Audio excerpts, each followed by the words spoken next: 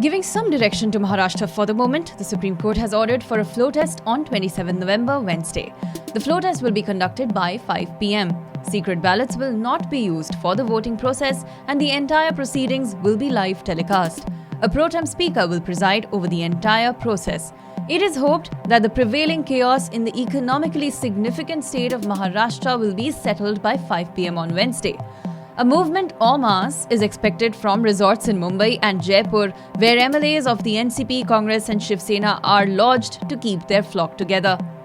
However, when the MLAs reach the house tomorrow, they are independent and can vote as per their will, defying the party whips if they choose, of course at the risk of being disqualified by their respective parties. A point of contention being raised now is which is the real NCP and who is the actual NCP Legislative Party leader, Ajit Pawar or Jayant Patil. It's being said that the individual whom the party recognizes as the leader of the Legislative Party is the one. By that argument, Jayant Patil replaced Ajit Pawar as the leader of the Legislative Party, and it may mean then that the whip issued by him overrules Ajit Pawar's. But it all boils down to what happens on the floor of the House tomorrow. Ajit Pawar is known to wield significant hold over MLAs. Many of them were handpicked by him to contest the elections.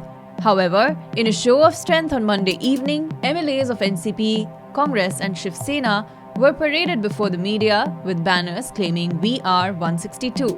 To form a government in the 288-member Maharashtra Assembly, the Chief Minister must command the majority, that is, the support of at least 145 MLAs. Both BJP and the Maharashtra Vikas Aghadi claim they wield the majority numbers.